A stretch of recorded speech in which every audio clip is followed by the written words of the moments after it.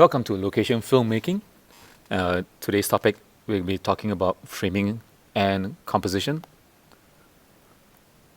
So these are some of the terms that we'll be talking about, shot sizes and how it pertains to the scene, sequences inside, how we talk about composition, how camera angles and the level of the camera tells the story. Next, we'll be talking about framing, the space within the frame that your actors are supposed to be in it.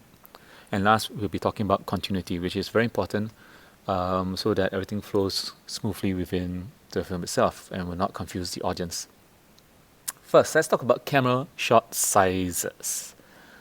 First and foremost, just remember a shot is the moment that you press record from your camera and you press stop. All right, so each shot is taken like that. And all shots are what we call building blocks for scenes. They are building blocks because you cannot tell the whole story in one shot. You got to tell it in many multiple shots. And every shot, we call it fragments of reality because each shot that you take, they're all fake. You ask your actor to die. You ask someone to pretend to jump over a building with special effects. They're all faked, but they are fragments of a reality that we can recognize. Someone jumping, someone dying, we can recognize that. And each shot that you choose, from the director to the cinematographer to the editor, you as a filmmaker, you choose what you want the audience to see. That means in the entire film, what stays in the shots is your choice. Okay? So let's talk about how a shot is important, because not only it convey the information that we can see in our eyes, but it also convey the subtext and the emotional content. What do I mean by that? Emotional content, for example, when we shoot a scene that's sad, say for example a dog that's dying, then the owner is grieving, the shots that you choose must convey that emotion to the audience. The audience must also feel for the character. Subtext is something that we call, you show something but it's not really what it really means. For example, someone enters a room with a knife. It doesn't mean that he's going to kill someone. He just uses the knife to open an envelope. But while he's opening the envelope, he's telling something to someone else, saying, for example, as he's opening the envelope with the knife, he says that, well, I'm very skillful with the knife. Cutting things up is my specialty. And as he's doing that, he's looking at that person. We can tell that the scene is not about cutting the envelope. The scene is about, I'm going to kill you with this knife. So that's called subtext. All right, we'll get into that later on in the course. Now, let's talk about basic camera shots and the sizes that curtail. So very simple, we have wide shot, medium shots, medium close-up, close-ups, and extreme close-up. These are the basic stuff that all filmmakers use. I'll tell you exactly what sort of messages they convey.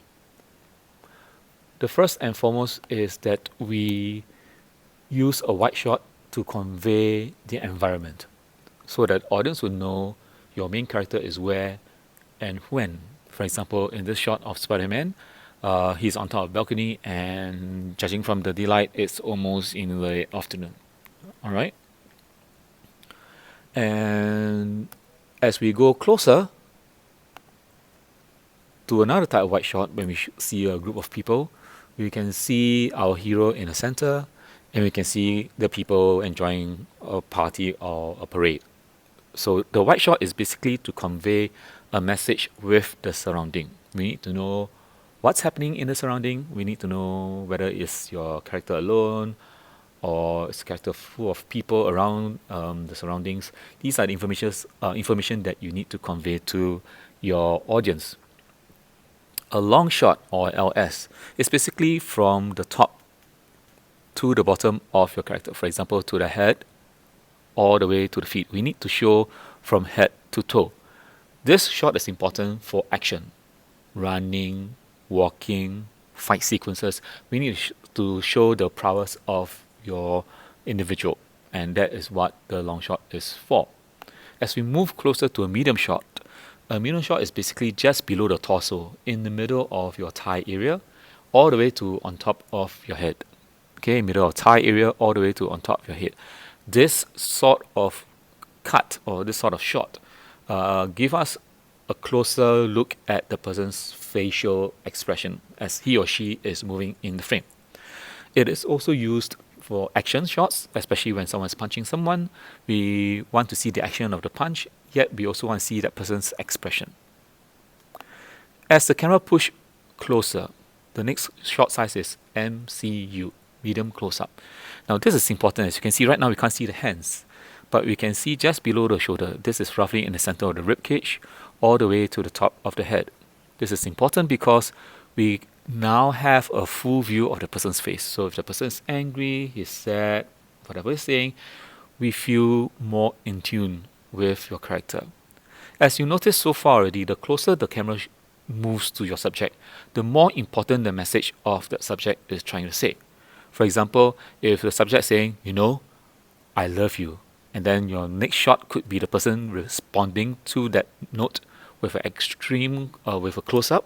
Okay, it's called see you, and she might respond, I love you too. Notice as it gets closer, we are already above the ribcage. We are now roughly at the shoulder level, just a shoulder blade, and we can fully see the head, and we can see the eyes, we can see the mouth and lips expression because it's very, very important.